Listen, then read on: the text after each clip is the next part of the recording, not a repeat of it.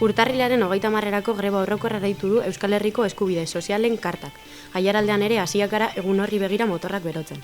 Greba komiteak sortu dira herrietan, grebaren jarraipena ahalik eta jendetsuena izan dadin. Baina, zer da Euskal Herriko Eskubide Sozialen Karta eta zergaitik deitu du greba orokorra? Euskal Herriko gehiengo sindikala eta ehun kolektibo baino gehiago bernebiltzen dituen plataforma da Eskubide Sozialen Karta. Greba orokorrarekin hainbat aldarrikapen jarri ditu mahai gainean. Azken lan erreformak bertan bera guztea, 1.080 euroko gutxieneko pentsioak jartzea, soldata arrakalarekin amaitzea, lanaldia 35 ordura jaistea eta 1.200 euroko gutxieneko soldata izatea besteak beste. Urte ugari igaro dira azken greba orokorretik. 2013an izan baitzen. Ordutik ona borroka eta mobilizazio arrakastatsuan dana egonda Euskal Herrian eta Aiaraldean.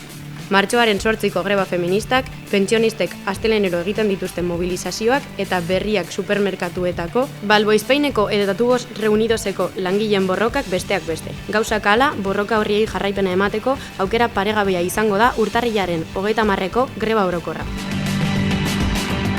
Baina, ze motatako greba izango da? Hainbat ardatz izango ditu. Alde batetik 24 orduko lanuztea egitea planteatzen da. Hau da, urtarrilaren 30ean lanera ez joatea. Ikasleen kasuan, aldiz, klasera ez joatea izango da grebara batzeko modua. Horrez gain, greba feministan bezala, zaintza greba egitea planteatzen da. Zaintza kolektibizatzeko ekimenak egingo dira horretarako. Azkenik, kontsumo greba egitea planteatzen da. Hau da, urtarrilaren 30ean erosketarik ez egitea eta tabernetan tragorik ez hartzea. Ez kontsumitzea alegia. Beraz, egun horretarako beharko dituzun gauzak aurreko egunetan erosteaz gogoratu. Baina, nola batu naiteke greba orokorrera? Papeleoren bat egin behar dut? Lasai, edozein langilek egin dezake greba, kontratua izan edo ez.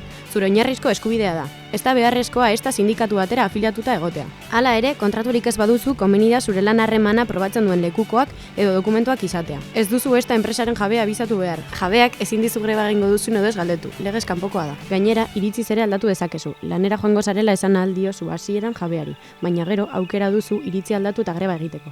Greba egunean ez duzu kobratuko, hori da izango duzun ondorio negatibo bakarra. Enpresaren jabeak ezin du zure aurkako ezer egin greba egiteagaitik. Greba egiteagaitik kanporatzen bazaitu adibidez, lan ikuskaritzan salatu dezakezu. Arau hau larria delako. Ikasleen kasuan ere ez da greba egiteko arauzirik egongo. Ikasle eragile ugarik ikasle greba deitu baitute egun horretarako. Dudak dituzu oraindik, enpresako jabeak greba egiteko pega edo trabak jartzen dizkizu? Lasai, Aiaraldeko gazte greba komitetik helbide elektronikoa eta WhatsApp zenbaki bat jarriko ditugu martxan.